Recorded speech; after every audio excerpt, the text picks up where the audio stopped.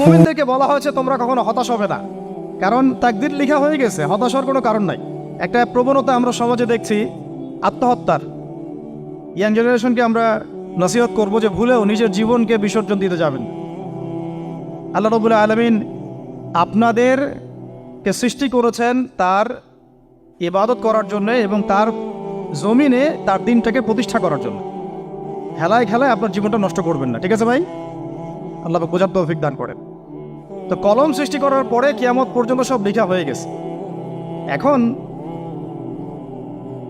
আমাদের এই পৃথিবীতে তো মানুষ ছিল না, ছিল?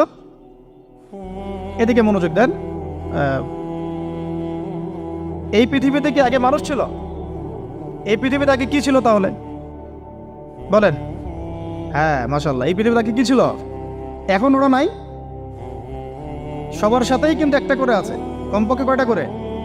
সবার সাথে কমপক্ষে একটা করে। আর কোন কোন জায়গা আছে যেখানে জিনের বড় বড় আখড়া আছে। পৃথিবীতে যে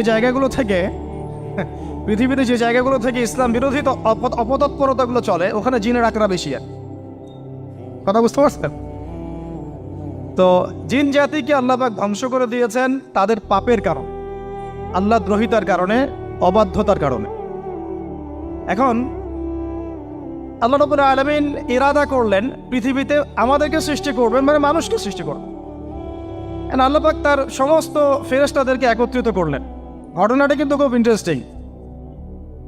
আমি জানি এখানে ওলামায়ে কেরামও আছেন, তবে আমি সবার জন্য প্রযোজ্য হয় এমন কথা বলারই চেষ্টা করছি, কারণ অনেকে হয়তো এগুলো নাও জানতে পারে।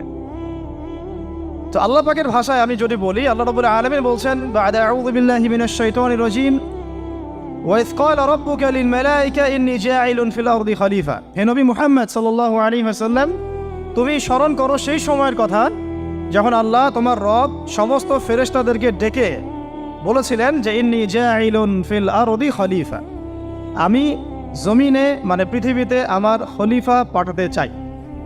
কি পাঠাতে চাই? আরো জোরে বলেন। আল্লাহ পাক বলেননি পৃথিবীতে মানুষ পাঠাতে চাই, পৃথিবীতে নতুন কোনো মাখলুক পাঠাতে চাই। আমাদেরকে আল্লাহ পাক সম্মানের শব্দে সম্মানিত করেছেন, বিশেষায়িত করেছেন। আমাদেরকে বলেছেন আমরা আল্লাহর খলিফা, আমরা আল্লাহর খলিফা। এখন আমরা আল্লাহর খলিফা, কিন্তু পৃথিবীতে মানুষ খিলাফা শব্দ সহ্য করতে পারে। হ্যাঁ, কি অদ্ভুত না? এটা কোরআনের কি শেষের দিকে আছে না প্রথম দিকে আছে? সূরা বাকারার একদম শুরুর থেকে 3টা 4টা 5টা পৃষ্ঠা উল্টালে দেখবেন এই একটা আছে। কোরআন তাহলে শুরু থেকে কখনো খুলেও দেখেনি সে ব্যক্তি। প্রমাণ হলো এটা, সে খুলেও দেখে নাই, অথবা দেখলেও সে এড়িয়ে গেছে। আল্লাহ পাক আমাদেরকে বললেন যে পৃথিবীতে আমি আমার খলিফা পাঠাতে চাই। তাহলে আদম আলাইহিস সালামকে আল্লাহ পাক মুহাব্বতের শব্দে, সম্মানের শব্দে বিশেষায়িত করলেন কি বলে? সুবহানাল্লাহ, সুবহানাল্লাহ। আর খলিফা কাকে বলে এটা আমি আপনাদেরকে বোঝাচ্ছি একটা দোয়া থেকে। এই যে গাড়িতে করে আমরা বাসা থেকে আসলাম বা যখন কোনো সফরে যাই, আমরা একটা দোয়া পড়ি, সুবহানাল্লাযী সাখখারা লানা হাযা ওয়া মা কুন্না লাহু মুকরিনিন ওয়া ইন্না ইলা রাব্বিনা লামুনকালিবুন। এতটুকু তো পড়ি নাকি? বা এগুলো পড়তে হবে? বইমেলায় এসেছি শুধু লেকচার শোনার জন্য না, ছবি তোলার জন্য না। আজকে জীবনটা পরিবর্তন করার নিয়াত করে যাইতে হবে, ঠিক আছে ভাই? বই প্রকাশ করা, ছাপানো, বিক্রি করা, লেখা, এর চেয়ে বড় কথা আমার জীবনটা ইলমের আলোয় আলোকিত করা। আমি বই লিখলাম ধরেন একটা, আমার মধ্যে সেই আমল নাই, লাভ নাই। লাভ আছে? আমি বই ছাপাইছি 100, 200, 500, 1000, আমি নিজেই আমল করি না, হবে? আগে আমল জরুরি। ইলমের সাথে আমলটা খুব বেশি জরুরি। আলেম তাকেই বলা হয় যে ইলম অনুযায়ী আমল করে। তাহলে আল্লাহ পাক বলেন লিমা তাকুলুনা মা লা তাফআলুন, তোমরা এমন কথা কেন বলো যে আমল নিজেরাই করো না? কাবুরা মাকতান ইনদাল্লাহ আন তাকুলু মা লা তাফআলুন, আল্লাহর কাছে সবচেয়ে গর্হিত একটা অপরাধ তোমরা একটা কথা বলবা কিন্তু আমল করবা না। তো দোয়াটা মুখস্থ করবেন। এই দোয়ার নিচে একটা অংশ আছে, আল্লাহুম্মা আনতা সাহিবু বিস সাফারি। আমার কথাটা শুনেন, খলিফার অর্থটা বুঝেন। অনেকে তো অনেকভাবে ব্যাখ্যা করে আর কি। আল্লাহুম্মা আনতা সাহিবু ফিস সাফারি, আল্লাহ তুমি এই সফরে আমার সাথী। সফরে বের হওয়ার সময় দোয়া পড়ছি আমরা, আল্লাহুম্মা আনতা সাহিবু ফিস সাফারি, আল্লাহ তুমি এই সফরে আমার সাথী। ওয়াল খলিফাতু ফিল আহলি ওয়া মালি, আল্লাহ আমি তো বাসায় নাই, আমার বাসার আহাল মালের খলিফা হচ্ছে তুমি আল্লাহ। তাহলে খলিফা শব্দতে কি বুঝলেন? আল্লাহ আমার বাসার আহাল মালের খলিফা মানে কি? আমার স্থলাভিষিক্ত তুমি আল্লাহ, আমি ওখানে নাই বাসায়, আমি সফরে বের হয়ে গেছে, আমার স্ত্রী, আমার সন্তান, আমার মাল, আমার জান, এগুলোর দায়িত্ব তোমার, তুমি খলিফা। কত চমৎকার দোয়া। তাহলে পৃথিবীতে আমি আমার খলিফা পাঠাতে চাচ্ছি, তার অর্থ কি? আল্লাহ রাব্বুল আলামিন এই পৃথিবীতে আমাদেরকে তার প্রতিনিধি বানিয়েছেন। সুবহানাল্লাহ, সুবহানাল্লাহ। তাহলে আমরা নিজেদের আত্মপরিচয় ভুলে গেলাম যে আমরা আল্লাহর প্রতিনিধি পৃথিবীতে, তাই না? আমরা এখন আব্রাহাম লিঙ্কনের পূজা করতেছি। আব্রাহাম লিঙ্কনের পূজা তো বুঝেন না আপনারা, এটা হচ্ছে ওই যে সোকল ডেমোক্রেসির পূজার। আদতে প্রকৃত গণতন্ত্র বলে কিছু নাই এই বিশ্বের মধ্যে, যা আছে এগুলো তথাকথিত আর কি, স্লোগান জাস্ট, আর কিছু না। এটা যারা চর্চা করে তারাও জানে, আমাদের কাছে তারাই বলে। আদতে এই আপনার কমিউনিজমের কথা বলেন, এই লেনিন স্টেলিনারিজমের কথা বলেন, আপনি মুসলিনের কথা বলেন, চাইনিজ দর্শনের কথা বলেন, রাশিয়ান দর্শনের কথা বলেন, আর এই যে আরেকটা কি চলতেছে সেকুলারিজমের কথা বলেন, ন্যাশনালিজমের কথা বলেন, এগুলো একটা তাত্ত্বিক মতবাদ শুধুমাত্র। প্রকৃত মতবাদগুলো আপনি পাবেন বিশুদ্ধ যেগুলো কোরআন এবং হাদিসেই, এর বাইরে নাই। তা আমরা কিন্তু আল্লাহর খলিফা পরিচয় দিতে এখন দ্বিধাবোধ করতেছি। এই জমিনে আল্লাহ পাক আমাদেরকে তার খলিফা বানিয়ে পাঠিয়েছে। এখন খলিফা হলাম কিভাবে? কিসের গুণে খলিফা হলাম? প্রশ্নটা এটা। আমাদের কি 10টা হাত, 10টা পা, বেশি শক্তি ফেরেশতাদের চাইতে, যে আমরা খলিফা হলাম কিসের ভিত্তিতে? আর কিভাবে হলাম এটা শুনুন। আল্লাহ পাক বলছেন, ওয়াল্লামা আদামাল আসমাআ কুল্লাহা। আল্লাহ বলছেন আমি আদমকে এই মহাবিশ্বের যত নাম আছে, নাউন্স, ইসম, সব শিক্ষা দিয়েছি। সুবহানাল্লাহ। এই মহাবিশ্বের যত নাম, এখানে ইসম শব্দের অর্থ কিন্তু জ্ঞান। ইসম মানে কি? এখানে জ্ঞান। মহাবিশ্বের যে জ্ঞানগুলো আছে, এই জ্ঞানগুলো আল্লাহ পাক আমাদের আদি পিতাকে শিক্ষা দিয়েছেন। আমাদের আদি পিতাকে আল্লাহ নিজে শিক্ষা দিয়েছেন। সৃষ্টিগতভাবে আমরা জ্ঞানী ছিলাম না, আল্লাহ পাক আমাদেরকে জ্ঞান শিক্ষা দিয়েছেন। আমরা ফিলোসফির বইগুলো খুললে দেখবেন ওখানে বুদ্ধিবাদ নামে একটা মতবাদ আছে। মানে তারা বলে যে মানুষ সৃষ্টিগতভাবেই একজন বুদ্ধিদীপ্ত প্রাণী। এটা ভুল কনসেপ্ট। সৃষ্টিগতভাবে আমাদের মধ্যে জ্ঞান ছিল না, আল্লাহ পাক আমাদেরকে জ্ঞান শিক্ষা দিয়েছেন। কথা বুঝতে পারছেন? একটা মতবাদ তাদের আছে অভিজ্ঞতাবাদ, মানে মানুষ অভিজ্ঞতা থেকেই শিখে। আরেকটা আছে সমন্বয় মতবাদ, আপনারা তো এগুলো অনেকে পড়েছেন হয়তো। এর বাইরে যে একটা মতবাদ আছে যে আল্লাহর পক্ষ থেকে ওহী ভিত্তিক মানুষ জ্ঞান শিখে, এই মতবাদ কোনো দার্শনিকের বইয়ে স্থান পেল না। কি আফসোস, কি আফসোস। অথচ মুসলিম ঘরের দার্শনিক তারা। আমরাও পড়েছি ভাই, 4 বছর এই কারণে গেলেই। কি আফসোস, আল্লাহ পাকের ওহীর পক্ষ থেকে যে জ্ঞান আসতে পারে এইটা কনসেপ্টই নাই। অথচ এখানে কোরআনে আল্লাহ পাক বলছেন, ওয়াল্লামা আদামাল আসমাআ কুল্লাহা, আমি আল্লাহ আদমকে সমস্ত নাম শিক্ষা দিয়েছি। সুবহানাল্লাহ। এরপরে এই যে জ্ঞান আদম আলাইহিস সালামকে আল্লাহ পাক শিক্ষা দিলেন, এর ফলশ্রুতিতেই আল্লাহ পাক বললেন যে ওয়াইয কুলনা লিল মালাইকা উসজুদু লি আদম, হে ফেরেশতারা তোমরা এখন আদমকে সিজদা করো। কি ফেরেশতাদেরকে দিয়ে আল্লাহ পাক আমাদের পিতাকে সিজদা করালেন কিসের মানদণ্ডে? কিসের কারণে? জ্ঞানের কারণে। জ্ঞানের কারণে ফেরেশতাদেরকে আল্লাহ পাক বললেন যে এই নামগুলো বলে দাও তো তোমরা। তারা বলতে পারলো না। তারা বললো লা ইলম আল্লাহুম্মা লা ইলমা লানা ইল্লা মা আল্লামতানা। আল্লাহ আমাদের তো সেই জ্ঞান নাই, শুধু ওইটুকু জ্ঞান আছে যা আপনি আমাদেরকে শিখিয়েছেন।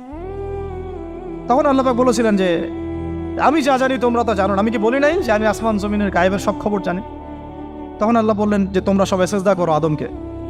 তাহলে আমাদের পিতাকে খলিফা করা হলো, জ্ঞান শেখানো হলো, আল্লাহ পাক নিজে শেখালেন, ফেরেশতার মণ্ডলীদের দিয়ে সিজদা পর্যন্ত করালেন। কিসের মানদণ্ডে? আরো আসতে বলেন, জ্ঞানের মানদণ্ডে। এখন যদি আমরা একটু প্রশ্ন ছুড়ে দেই নিজ নিজ বিবেকে, আমরা কি সেই ওহীর 10টা সূরাও শিখেছি? 10টা পারা কি পড়া হয়েছে কখনো? 10টা সূরারও কি অর্থ জানি? অনেকে তো 10টা আয়াতের অর্থ জানি না। আমরা কি সেই ওহীর 10টা হাদিস শিখেছি? তাহলে আমরা কোথায় সম্মান খুঁজতেছি? পশ্চিমাদের কাছে? বলেন।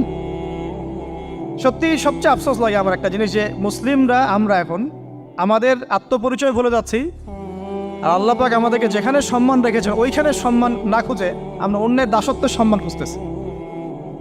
আল্লাহ আমাদেরকে বোঝার তৌফিক দান করে। এটা অজ্ঞতার কারণে হচ্ছে। আমাদের কাজ তাদেরকে সচেতন করা বা তাদেরকে মেসেজ পৌঁছে দেয়া।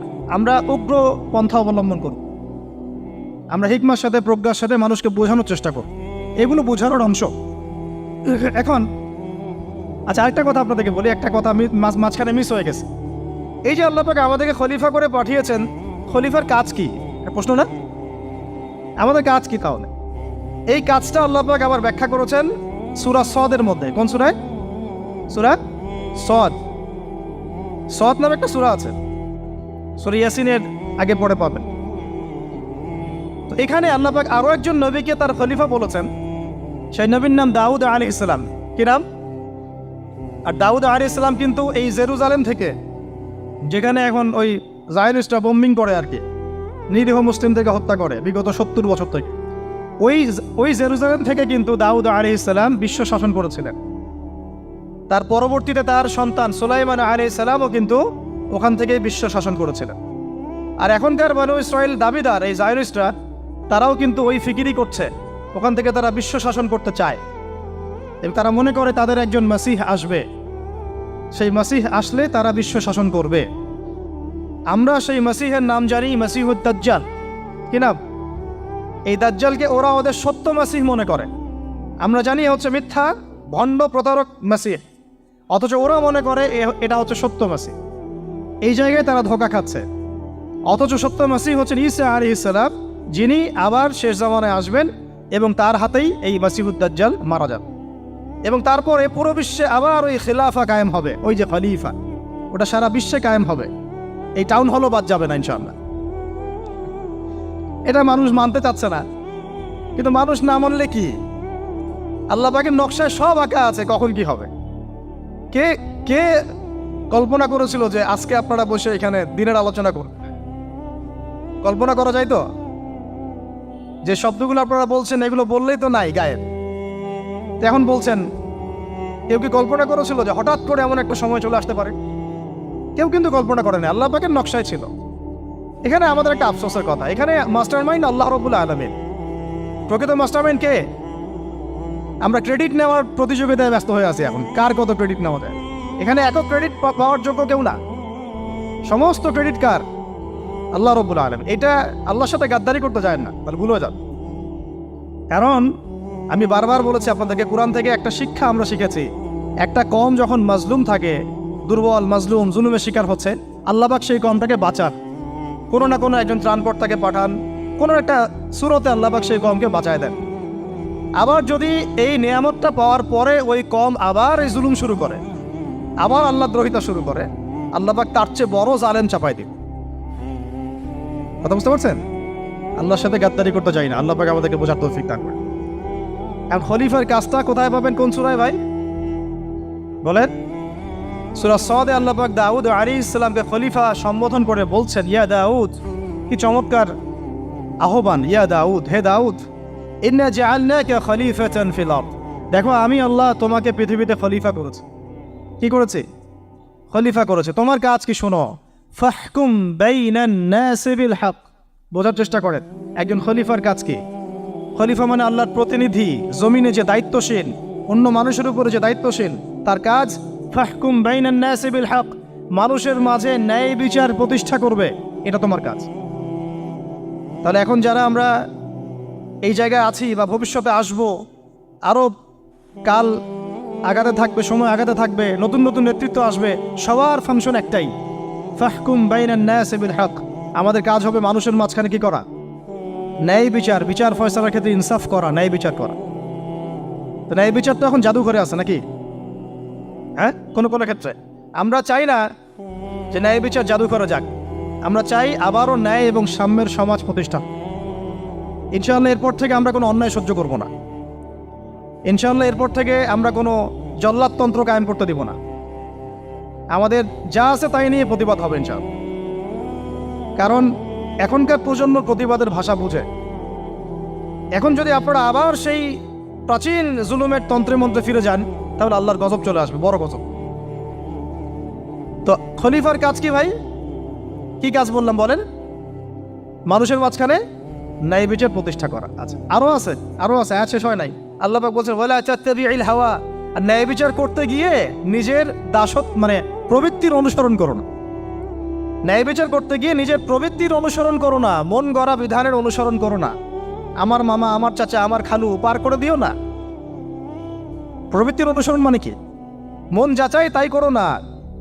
ন্যায় বিচার করতে গিয়ে আল্লাহ পাকের বিধান মেনে চলো।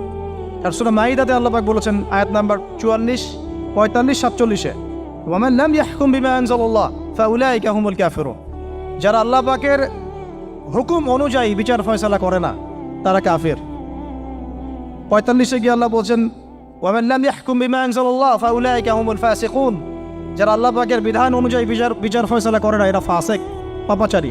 47 নম্বর আয়াতে গিয়ে আবার বলছেন ওয়ামান লাম ইয়াহকুম বিমা আনজালাল্লাহ ফাউলাইকা হুমুজ জালিমুন। যারা আল্লাহর হুকুম বিধান অনুযায়ী বিচার ফয়সালা করে না এরা জালেম। তো কাফেরও বলেছেন আল্লাহ, ফাসিকও বলেছেন, জালেমও বলেছেন। তাহলে বিচার ফয়সালা করার ক্ষেত্রে আল্লাহ পাকের বিধানকে সর্বোচ্চ অগ্রাধিকার দিতে হবে। নিজের প্রবৃত্তির অনুসরণ করা যাবে না। যদি করে তাহলে কি হবে?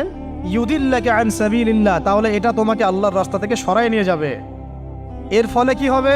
জেনে রাখো, ইন্নাল্লাযীনা ইউদিল্লুনা আন সাবিলিল্লাহ লাহুম আযাবুন শাদীদ বিমা নাসু ইয়াউমাল হিসাব। এটা পড়ে দেয়, নিশ্চয়ই যারা আল্লাহ পাকের সরল পথ থেকে বিচ্যুত হয়ে গেছে তাদের জন্যে কাল কিয়ামতের মাঠে আছে আযাবুন শাদীদ। আযাবুন শাদীদ মানে কঠিন কঠিন যন্ত্রণাদায়ক শাস্তি, এই কারণে যে তারা কিয়ামতের দিনটাকে ভুলে গিয়েছে। শাদীদ এর অর্থটা কি এটা বোঝার জন্য আপনাকে সূরা হাদীদ পড়তে হবে। কোন সূরা? আসলে কোরআনের আয়াতগুলো হচ্ছে আকাশের তারার মতো। তারা দেখবেন আকাশের, তারা দেখাও সুন্নত। ইসলাম তো রসকসহীন ধর্ম না রে ভাই, সবকিছুই আছে এখানে। আসলে আমরা জানি না বলে আমরা মনে করি যে এখানে কোনো বিনোদনই নাই, তাই না? এই গান বাজনা না করলে কি হয়? মন শান্তি হয়? এরকম একটা ভাব। যদি আপনি কোরআনের ভিতর ঢুকে যান, আপনার হৃদয়ে এমন নূর আসবে, এমন তৃপ্তি আসবে যে ওগুলো আপনার শুনতে ইচ্ছা করবে না। আপনি কান বন্ধ করে ফেলবেন নিজেই, বলতেই হবে না। এখন কিছু নতুন ইসলামিস্ট আসছে, তারা এগুলোকে ইসলামের অন্তর্ভুক্ত বলে মনে করার দাবি করতেছে যে এগুলো তো নিষেধ নাই, এগুলো তো নিষেধ করা হয় নাই। কতটুকু জানেন ইসলাম সম্পর্কে আপনি? না জেনে কেন কথা বলেন? নবী সাল্লাল্লাহু আলাইহি ওয়াসাল্লাম রাস্তা দিয়ে হাঁটছেন, ওই সময় তো অনেক পূজা অর্চনা ইত্যাদি হতো মক্কায়। তো এখানে ঢাক ঢোলের শব্দ আসছে। নবী সাল্লাল্লাহু আলাইহি ওয়াসাল্লাম নিজের 2 আঙ্গুল কানের মধ্যে ঢুকিয়ে দিলেন, দিয়ে পাশে একজন সাহাবী তাকে জিজ্ঞাসা করছেন হাঁটতে হাঁটতে হাঁটতে হাঁটতে, তুমি কি এখন আওয়াজ শুনতে পাচ্ছ? সাহাবী বলেন, না ইয়া রাসূলুল্লাহ, এখন আওয়াজ শুনতে পাচ্ছি না। তখন তিনি কান বের করলেন। এটা নবীর সুন্নত। আর আমরা নবীর সুন্নতকে উল্টাই দিচ্ছি কিভাবে দেখেন, আমাদের কানেই এখন ইয়ারফোন। উনি যেটা শুনে কান বন্ধ করতেন ওইটা আমরা কানে ঢুকায় রাখছি একবার। আল্লাহ আমাদেরকে বোঝার তৌফিক দান করেন। দেখেন, আমরা তো সবাই পাপী। আমার মনে হয় না আমরা কেউ নবী সাল্লাল্লাহু আলাইহি ওয়াসাল্লামের সুপারিশ ছাড়া পার পাবো, এমনটা মনে হয় না আমার। সবাই পাপী, আপনি আমি আমরা সবাই। তো যে নবীর সুপারিশ আমরা প্রত্যাশা করছি, সেই নবীর সুন্নতকে যদি এইভাবে অবজ্ঞা করতে থাকি তাহলে কি সুপারিশ পাবো ভাই? কি মনে হয় আপনাদের? অ্যাটলিস্ট সুন্নতকে তো সম্মান করতে হবে নাকি? আল্লাহ বোঝার তৌফিক দান করেন। আমি তাহলে যেটা বলছিলাম যে আল্লাহ পাকের বিধান অনুযায়ী বিচার ফয়সালা করতে হবে, এটা খলিফার কাজ। ন্যায় বিচার করতে হবে মানুষের মাঝখানে, এবং নিজের প্রবৃত্তির অনুসরণ করা যাবে না, তাহলে আল্লাহর পথ থেকে দূরে সরাই দেবে। এখানেই বললাম শাদীদ বুঝতে গেলে আপনাকে কোন সূরা পড়তে হবে? সূরা হাদীদ। আকাশের তারার কথা কেন বললাম? যে আকাশের তারাগুলো যদি মেলাতে পারেন দেখবেন বিভিন্ন শেপ তৈরি হয়। প্রত্যেকটা তারার অবস্থানের গাণিতিক একটা ব্যাখ্যা আছে। যারা অ্যাস্ট্রোনমি নিয়ে পড়াশোনা করেন তারা জানেন, এগুলো সবাই জানবেন না। প্রত্যেকটা তারাকে আল্লাহ পাক এত সূক্ষ্মভাবে স্থাপন করেছেন যে যদি সামান্য একটু ডানে বামে এগুলো সরে যায়, মহাবিশ্বের এই স্থিতিশীলতা নষ্ট হয়ে যাবে। এবং এটার কসমও আল্লাহ পাক কোরআনে করেছেন সূরা ওয়াকিয়ার মধ্যে। কোন সূরা? সূরা ওয়াকিয়াতে আল্লাহ পাক বলেছেন, ফালা উকসিমু বিমাওয়াকিইন নুজুম। আমি তারার অবস্থান স্থলের স্থিতির কসম করে বলছি। আল্লাহ পাক এর কসম করেছেন। কত গুরুত্বপূর্ণ জিনিস, ঠিক আছে? তো পরেরগুলো বললাম না। সূরা হাদীদ কেন পড়বেন? সূরা হাদীদ আল্লাহ পাক বলেছেন যে ওয়ানজালনাল হাদীদা ফীহি বাসুন শাদীদ। এই যে শাদীদ বোঝাতে গিয়ে হাদীদে আসছে। আল্লাহ পাক বলছেন যে আমি আল্লাহ পৃথিবীতে আসমান থেকে লোহা নাজিল করেছি। অবাক করার বিষয় না? লোহার খনি খুঁজতেছেন আপনারা মাটির নিচে, তাই না? আল্লাহ পাক বলছেন আমি লোহা নাজিল করেছি, আনজালনা, ঠিক যেমন ইন্না আনজালনাহু ফি লাইলাতুল কদর, আমি লাইলাতুল কদরে কোরআন নাজিল করেছি, আসমান থেকে নাজিল হয়েছে, তাই না? এরকমই ওয়ানজালনাল হাদিদা, আমি হাদিদ লোহা নাজিল করেছি, ফিহি বাসুন শাদীদ, যে লোহার মধ্যে আছে কঠিন শক্তি আছে না? আয়রন যে অণু পরমাণুগুলো, এগুলোর শক্তি সবচেয়ে বেশি না? কেমিস্ট্রিতে আপনারা পড়েছেন। তাহলে এখন আল্লাহ পাক বলছেন কিয়ামতের দিন তাদের জন্য আযাবুন শাদীদ, যারা আল্লাহ পাকের খলিফার দায়িত্ব পালন করবে না, যারা খলিফার দায়িত্ব পেয়েও ন্যায় বিচার করবে না, ইনসাফ করবে না, প্রবৃত্তির অনুসরণ করবে, ঠিক আছে, আল্লাহর পথ থেকে বিচ্যুত হয়ে যাবে, তাদের জন্য কিয়ামতের মাঠে এই শাস্তি আছে। তাহলে আমরা কি খলিফা শব্দ বুঝতে পারলাম? আমাদের পিতা যে খলিফা, এটা কি বুঝতে পারলাম? তাহলে এখন বলেন তো, প্রত্যেক নবী কি আল্লাহর খলিফা ছিলেন না? ছিলেন কি না? প্রত্যেক নবী কি আল্লাহর বিধান দিয়ে বিচার ফয়সালা করেন নাই? মানুষের মাঝখানে ইনসাফ করেন নাই? ন্যায় বিচার প্রতিষ্ঠা করেন নাই? এরপরে সাহাবায়ে কেরামের যুগে তারা কি ন্যায় বিচার প্রতিষ্ঠা করেন নাই? তাহলে হঠাৎ করে কি হলো?